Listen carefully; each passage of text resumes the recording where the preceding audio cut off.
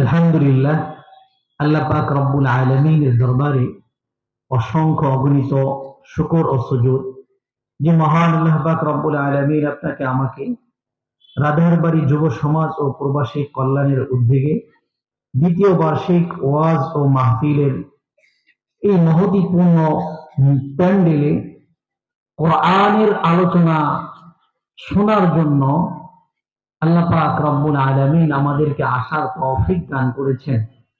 আমরা সকলেই দিল থেকে শুকরিয়া আদায় করে বলি আলহামদুলিল্লাহ। সামনে যে ফাঁকা জায়গাগুলো আছে আমরা একটু পূরণ করে বসি, ফাঁকা জায়গাগুলো একটু পূরণ করে বসি। দয়া করে আমরা একটু সামনের দিকে আগায় আসি। হাদিসের মধ্যে আসছে মান আখারা আখারাহুল্লাহ, যে ব্যক্তি নিজেকে পিছায়া রাখবে আল্লাহ তাআলা তাকে পিছায়া দিবে। এজন্য আমরা যদি একটু সামনের দিকে আগায় আসতে পারি, কোরআনের মজলিস সামনের দিকে আগায় আসলে ক্ষতি আছে? যারা আওয়াজ দিয়ে বলেন ক্ষতি আছে? আমরা একটু সামনের দিকে আগায় আসি, আলোচনাটা একটু দিল থেকে শুনবো।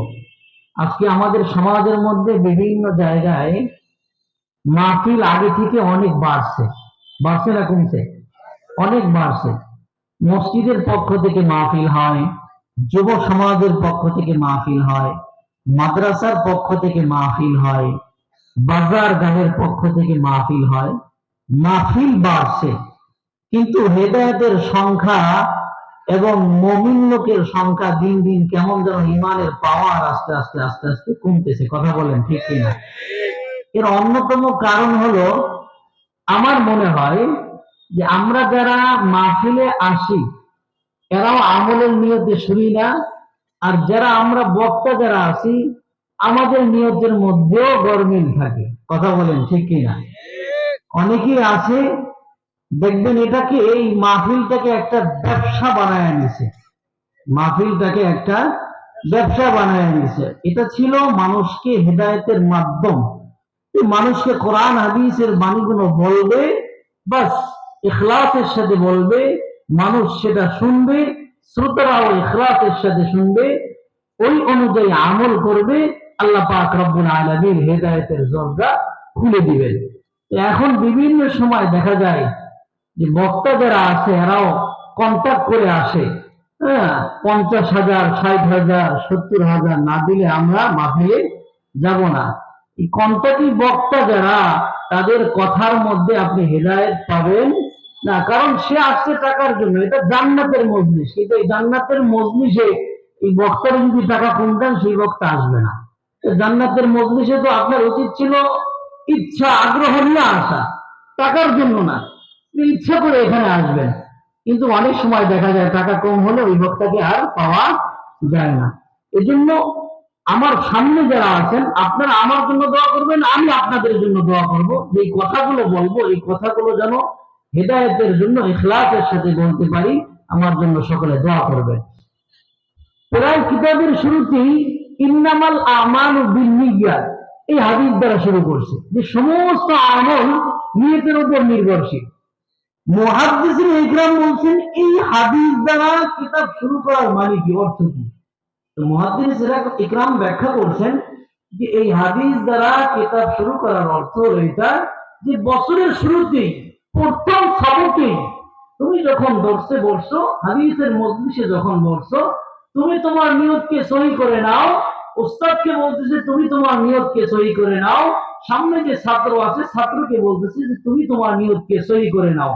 তোমার নিয়ত যদি পরিশুদ্ধ হয় ওই অনুযায়ী তুমি যা যা প্রতিদান পাইবা।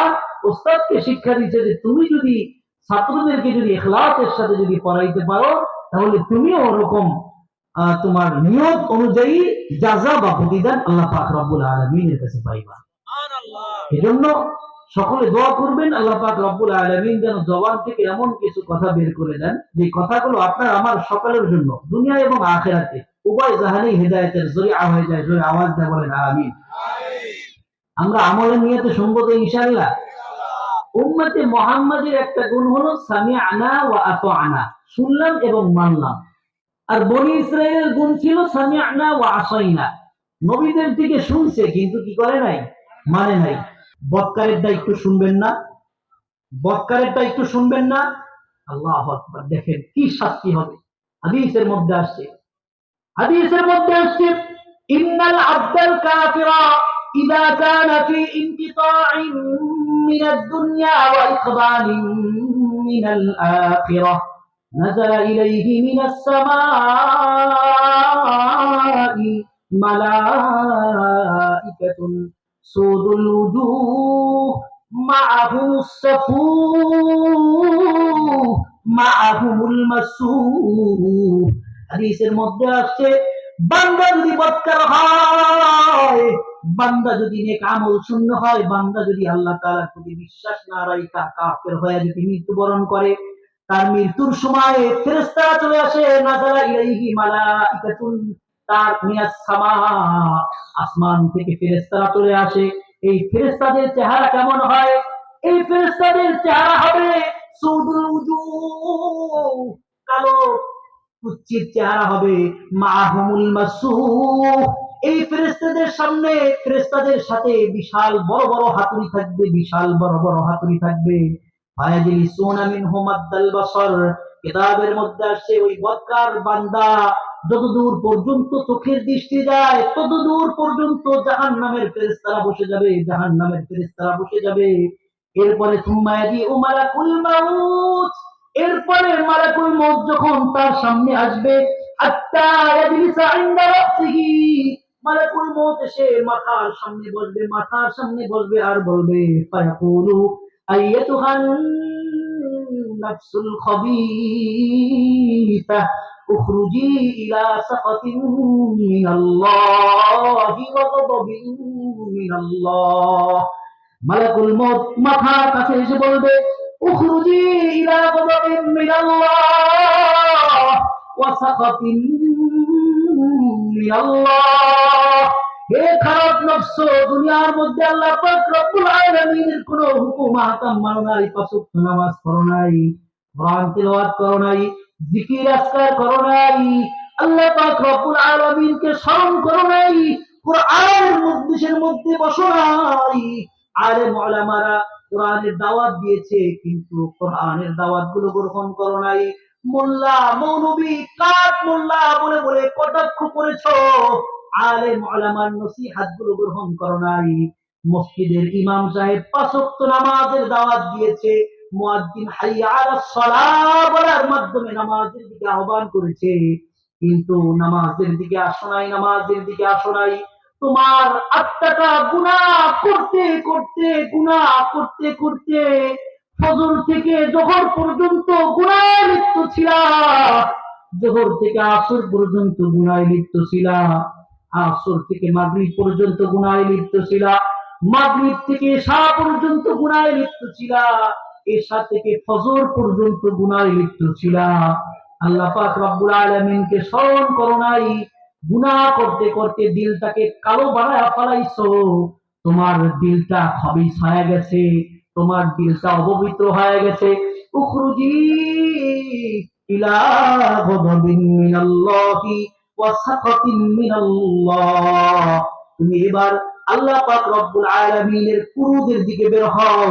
আল্লাহ পাক রব্বুল আলামিন তোমার উপর রাগান্বিত, আল্লাহ পাক রব্বুল আলামিনের রাগের দিকে তুমি বের হও।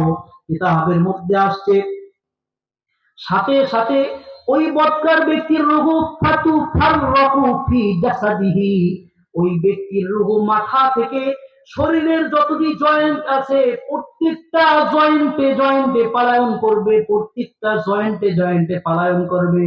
কিতাবের মধ্যে আসছে মালাকুল মউত কিভাবে তার রূহটাকে কবজ করবে, কিতাবের মধ্যে আসছে কম্বলের যে কাপড় আছে, এই কম্বলের কাপড় যদি ভিজা থাকে, এই ভিজা কম্বলের মধ্যে যদি জং করা যদি লোহা দেয়, জং করা যদি লোহা দেয়, তাহলে কম্বলের যে আঁশগুলো আছে ওই আঁশগুলো লোহার সাথে সাথে চলে আসে। কথা বলেন ঠিক কিনা? কিতাবের মধ্যে আসে ওই ব্যক্তির রূহটা বের হতে চাইবে না, কিন্তু ফেরেশতারা তাকে টাইনা টাইনা টাইনা টাইনা বের করবে, টাইনা টাইনা বের করবে। এরপরে ওই ফেরেশতাদের সাথে দুর্গন্ধযুক্ত কাপড় থাকবে, ওই দুর্গন্ধযুক্ত কাপড়ের মধ্যে রাইখা তারা যখন প্রত্যেক আসমানে আসমানে উঠবে, তখন প্রত্যেক আসমানের ফেরেশতারা বলবে এই খবীসাতটাকে মালাকুল মউত বলবে অমুকের ছেলে অমুক, অমুকের ছেলে অমুক। যখন আল্লাহ পাক রব্বুল আলামিনের কাছে না হবে, আল্লাহ পাক রব্বুল আলামিন বলবেন এই বৎসরের কিতাব আমুল-নামার খাতা তোমরা সিজ্জিনে নিক্ষেপ করো এবং তাকে, তার রূহকে তার শরীরের মধ্যে ফিরায়া দাও, তার শরীরের মধ্যে ফিরায়া দাও। ফেরেশতারা তার রূহকে আবার তার শরীরের মধ্যে নিয়ে আসবে। তার শরীরের মধ্যে যখন ফিরায়া দিবে, ফায়ুজলিসানিহি, দুইজন ফেরেশতা তার কাছে বসবে, তাকে আবার খাড়া করবে, বসাবে তাকে। বসানোর পরে তাকে প্রশ্ন করবে, সেম ওই তিনটা প্রশ্ন করবে। এক নাম্বার প্রশ্ন হবে মান রব্বুকা, তোমার রব কে? ওই ব্যক্তি বলবে হা হা লা আদরি, হা হা লা আদরি, আমি জানি না আমার রবকে, আমি জানি না আমার রবকে। দ্বিতীয় প্রশ্ন করবে মা দীনুকা, তোমার ধর্ম কি? ওই ব্যক্তি বলবে হা হা লা আদরি, আমি জানি না, আমি জানি না। তিন নাম্বার প্রশ্ন করবে যে তোমার নিকট কোন নবী রাসূল প্রেরিত হয়েছিল কিনা? সে বলবে হা হা লা আদরি, লা আদরি, না না আমি এগুলো কিছুই জানি না, এগুলো কিছুই জানি না। এবার আসমান থেকে ফায়ুনাদি মুনাদিন মিনাস সামা আন কাযাবা আবদি, আসমান থেকে একজন ঘোষণাকারী ঘোষণা দিয়ে বলবে যে আমার বান্দা মিথ্যা বলেছে, মিথ্যা বলেছে। আমি রাসূল প্রেরণ করেছিলাম, কিতাব দিয়েছিলাম, কোরআন দিয়েছিলাম, কিন্তু ও এই সব কিছু থেকে দূরে ছিল। আর আমুল-নামার খাতা শূন্য, গুনাহ করতে করতে দিলটাকে নষ্ট করে ফেলেছে, এই জন্য কোন একটা প্রশ্নের উত্তর সঠিকভাবে দিতে পারে নাই। এবার আল্লাহ পাক রব্বুল আলামিন বলবেন ফাফরিশু লাহু মিনান নার ওয়া আলবিসুহু মিনান নার। আরে ফেরেশতারা, ওই ব্যক্তির কবরের মধ্যে তোমরা জাহান্নামের বিছানা বিছায়া দাও। ওয়া আলবিসুহু মিনান নার ওয়াফতাহু লাহু বাবান ইলান নার। ওকে জাহান্নামের পোশাক পরায়া দাও, জাহান্নামের পোশাক পরায়া দাও, জাহান্নামের সাথে আর একটা লাইন করে দাও, আর একটা লাইন করে দাও। এই জন্য বাবারা, আমি শেষ করে দিব। মুহতারাম হযরত চলে আসছেন, হাতে পায়ে ধরি, হাতে পায়ে ধরে বলি, হাতে পায়ে ধরে বলি যে দুনিয়ার মধ্যে আমল ঠিক করার জায়গা, কাল কিয়ামতের ময়দানে আমল চলবে না, শুধু হিসাব চলবে। আর দুনিয়ার মধ্যে কোনো হিসাব নিকাশ নাই, শুধু আমল চলবে। চক্ষুখানা বন্ধ করার সাথে সাথে ফালা আনসাবা বাইনাহুম ইয়াওমাইযি ইয়াতাসাআলুন, কোন আত্মীয়তার সম্পর্ক চলবে না, কোনো কিছুই চলবে না। যতই বলেন লাআল্লি আ'মালু সালিহান ফীমা তারাকতু, কাল্লা, আল্লাহ আবার ফিরায় দেন, আবার ফিরায় দেন। দুনিয়ার মধ্যে যত নেক আমল আছে, কোন নেক আমল ছাড়বো না, কোন নেক আমল ছাড়বো না। আল্লাহ তাআলা বলবেন কাল্লা কাল্লা কাল্লা, কখনো হবে না, কখনো হবে না। এই জন্য বাবারা হাতে পায়ে ধইরা বলি, হাতে পায়ে ধইরা বলি, যুবক ভাইদের হাতে পায়ে ধইরা বলি, পাঁচ ওয়াক্ত নামাজ নিয়মিত পড়েন। আল্লাহর রাসূল সাল্লাল্লাহু আলাইহি ওয়াসাল্লামের লাইফ স্টাইলকে সামনে রেখে, সেহরাত সৌরাতকে সামনে রেখে নিজের জীবন পরিচালনা করেন। কাল কিয়ামতের ময়দানে ডান হাতে আমলনামা পাইবেন, আর হাসতে হাসতে জান্নাতে চলে যাবেন। ইনশাআল্লাহ পারা যাবে, ইনশাআল্লাহ। আল্লাহ পাক রব্বুল আলামিন যে কথাগুলো বললাম, আমাদের সকলকে আমল করার তৌফিক দান করেন।